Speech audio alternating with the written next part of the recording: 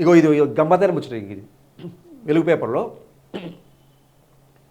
పేపర్లో అన్ని పేపర్లో ఈనాడు కావచ్చు, నమస్తే తెలంగాణ కావచ్చు, మన పేపర్ కావచ్చు, ఇంకో పేపర్ అన్నీ ఒక రకమైన వార్త రాసింది. ఏం రాసింది అంటే మేడిగడ్డ దగ్గర టీఆర్ఎస్ పార్టీ పోయి అక్కడ చేసి ఏం మాట్లాడారు, పవర్ ప్రజెంటేషన్ ఇచ్చారు, ప్రభుత్వానికి కొన్ని సలహాలు ఇచ్చారు, అవన్నీ చెప్తే ఈయన మాత్రం ఇంకో లైన్లో పోయాడు.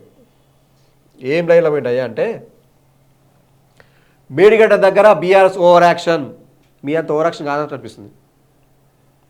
ఇప్పుడు అంత ఇసిపెట్టి కొస పట్టుకుంటాడు ఈయన. కొస పట్టుకొని కొండలాగానే చూస్తాడు. ఏమైంది వెనక పెట్టి లాగుతాయి, వెనకే దిగుతుంది. ఇప్పుడు ఆడికి పోయి గంత చెప్పిర్రు, గంతమంది పోయి గంట చేసి గన్నీ చూపించట్లేవు.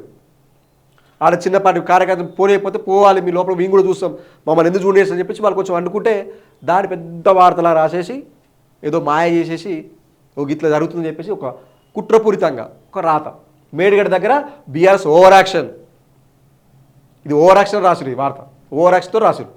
2000 మందితో బ్యారేజ్ పైకి వచ్చి హంగామా, అంతమంది ఒకేసారి వెళ్ళడం కుదరదన్న పోలీసులు, అరగంట సేపు తోపులాట, తోసుకొని ముందుకు వెళ్ళిన లీడర్లు, పోలీసులు, బీఆర్ఎస్ మహిళా కార్యకర్తలకు గాయాలు. కుంగిన పిల్లలు చూడకుండానే 5 నిమిషాలు వెదిలిన కేటీఆర్. అన్నారం బ్యారేజ్ కూడా పరిశీలించకుండానే రిటర్న్. ఒక్క గేటు వద్ద సమస్య ఏర్పడితే 1,00,000 కోట్ల అవినీతి అంటారా కేటీఆర్. అఖిలపక్షం పెడితే సలహాలు ఇస్తాం హరీష్ రావు. ఇప్పుడు పోయి చూడనియ్యరు, ఈ రాతలు రాసురు. ఆ పోయి చూసి మాట్లాడి రాసు, కింద 2 లైన్ రాసు. ఏమని ఒక్క గేటు గుర్తు ఇట్లా చేస్తాడు. మరి ఇది రాయవైతివి హెడ్లైన్. ఒక్క గేటు సమస్య ఏర్పడితే 1,00,000 కోట్ల అవినీతి జరిగిందా అని ఎందుకు హెడ్లైన్ రాయలేదు?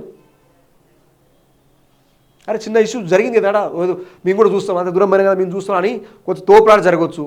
దాన్ని పెద్ద హెడ్డింగ్, మేడిగడ్డ దగ్గర ఉద్రిక్తత, ఏదో ఆగమాగం చేసి హంగామా చేస్తున్నారు, దీన్ని ఈలగూల కొట్టిపోతున్నారు అని చెప్పినట్టు ఒక పెద్ద బ్యానర్ రైటర్ రాసి ప్రజలను తప్పుదో పెట్టే ప్రయత్నం చేస్తున్నారు. దీన్ని తీసుకోవచ్చు కదా, 1,00,000 కోట్ల అవినీతి అంటారు కదా, అయ్యో ఒక పిల్లర్ కూలితే ఇట్లా అయిద్దా అని అడగవచ్చు కదా. అడిగారు. వాళ్ళకి ఏం కావాలి? రాయేయడం కావాలి, బురద బూయడం కావాలి. కానీ వాళ్ళ తెలియదు ఏంటంటే వాళ్ళే బురదలు పడతారు, వాళ్ళే బురదలు పడే పరిస్థితి.